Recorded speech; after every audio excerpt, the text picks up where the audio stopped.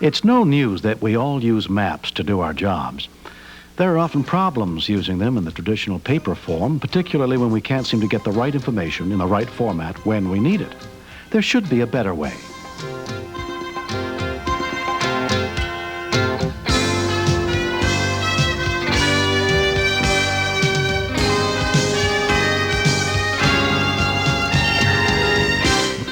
GRASS is a Geographic Information System, or GIS. It's a better way to manage, store, and use your mapped information. GRASS is simply a computerized system which stores, analyzes, and displays different types of mapped information. GRASS supports installation managers in carrying out their mission with higher reliability in a cost-effective manner. GISs reduce costs, improve resultant conclusions, produce more defendable data, and are more acceptable to the public.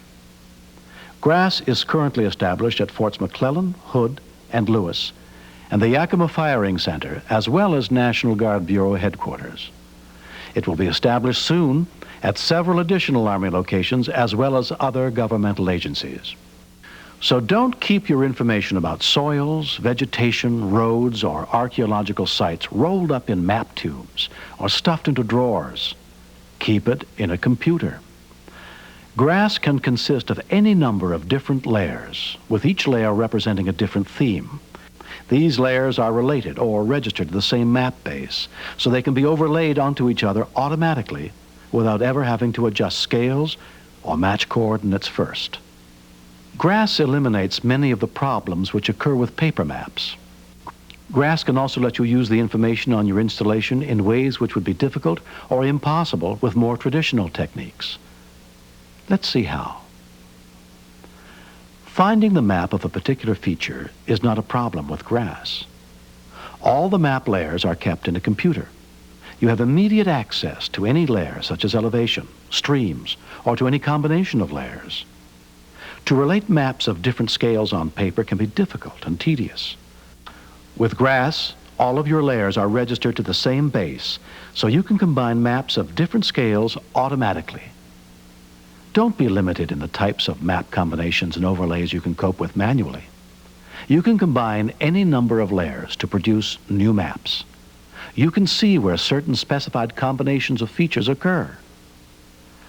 Updating a paper map is a bother. Changes can mean the entire map has to be redrawn by hand. Unless you happen to have a full-time artist on your staff, producing made-to-order maps by hand is not possible. Because the data in GRASS are in a computer system, keeping installation information up to date is straightforward and systematic. You can also keep track of changes over time and get an updated paper copy right away when you need it.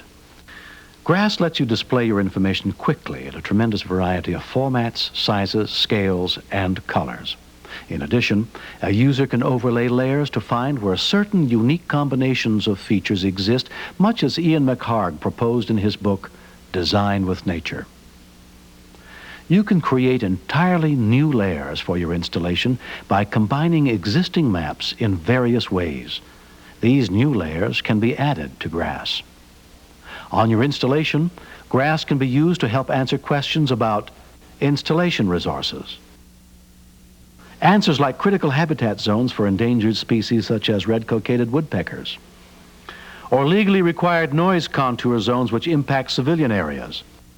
These can be generated for public presentation or for inclusion in environmental impact assessments or statements. Other questions may deal with finding the amount of highly erodible soil present on a new multipurpose range complex, or potential hazardous waste landfill sites, or the location of areas which will be within a proposed firing range safety fan. GRASS can also be used to monitor changes or trends in installation resources. It can compute areas, lengths, distances, or do profiles of topographic elevations automatically. How can these capabilities be applied to your installation? Suppose you need to know where undiscovered archaeological sites are most likely to occur. If locations of known archaeological sites can be correlated with combinations of environmental features, such as vegetation types, soil types, elevations, or nearness to water, Grass can be used to display other areas at the installation where these same combinations of features occur. You have thereby created a map of potential archaeological site locations. This same approach can be used to find potential recreation areas, like game hunting zones, by using specified combinations of features, terrain, vegetation, or restricted zones. Suppose you have to locate a new landfill. One of the factors in landfill siting is the access to paved roads within a limited distance of the cantonment area. Grass can be used to find all locations meeting these requirements. The results of any of these analyses can be displayed in virtually any format tailored to meet your particular needs, including placing them directly into required documents like environmental impact statements. We've gotten some idea of the potential uses of grass for your installation. Now let's look at a specific example of how grass is being used at an Army installation. At Fort Hood, one weapon system requires a 5-kilometer line of clear sight for training. Using conventional survey techniques, only a few appropriate training areas could be found. And because of that, those areas were being heavily used by this one particular tank. We determined in a hurry that these areas were being used too much and that the soil was being terribly disturbed, the grasslands were being degraded at a very, very rapid rate. And if we continued as we were going to end up with a virtual desert. Emmett Gray, head of Fort Hood Environmental Office, approached the trainers with a plan to locate and develop more training areas using grass. They liked the idea since it met their training scenarios.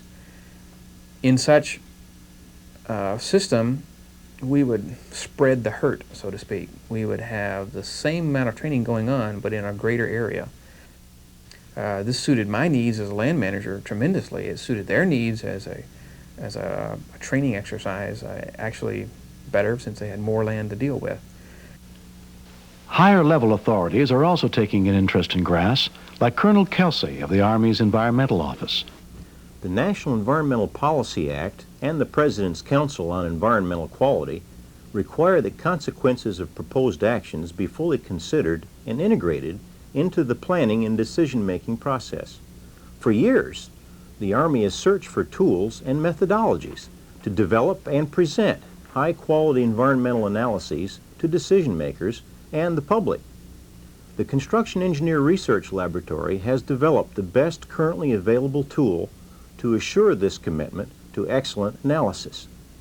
The three greatest benefits of grass from the NEPA perspective are, first, that the environmentalist now has the ability to get involved with projects and project planning at an early phase and assist the proponent in designing in desired mitigations. Secondly, I think the advancement in quality of environmental documentation will be significant, both from an analysis and graphic presentation perspective. And finally, and this too is related to excellence in analysis, is the objectivity of our analyses and the associated credibility gained through the process. This is accomplished while reducing the cost and time normally associated with environmental analysis. What do you need to implement grass at your location? A GIS has 4 components: the analysis software, the installation-specific data, the computer hardware, and the operating staff. USA's Cerl has developed the grass software component over the last several years. It is publicly available software for governmental agencies with land management or environmental planning requirements. The extensive family of options are designed to be accessed through user-friendly menus. Only minimal training is required to begin to make grass responsive to your needs. The second component is the installation-specific data layers. The layers most commonly included are vegetation or land cover, topography, installation boundaries, training areas, roads, and trails. Additional layers can also be added later. Remember, you may not have to collect and enter as many layers as you first think, because some can be created or derived from others. For example, slope and aspect layers can be derived automatically from elevation data. On the other hand, the more specific the questions you want to ask, the more detailed the map layers must be, and usually the higher the cost to collect and enter the necessary data. Besides the data you already have at your installation, other types are available. Remote sensing can include traditional techniques such as aerial photography, as well as the use of data collected by sensors in satellites or aircraft. Aerial photography usually has to be interpreted and then transferred into the installation base map before it can be entered into GRASS. Data collected by satellite, on the other hand, comes in computer-ready form on digital tapes. The new Landsat thematic mapper data have resolution down to 30 meters on an edge, suitable for many installation applications. Though it must be scanned to get into computer form, high-altitude, false color images are inexpensive and will even resolve individual trees and cars. Topographic data for your installation can also be acquired in computer-ready digital form. Data which are not already in digital form need to be digitized. The GRASS software also includes utilities to construct this kind of computer data. Of course, your system is more than just software and data. It also includes the third component, the computer equipment or hardware.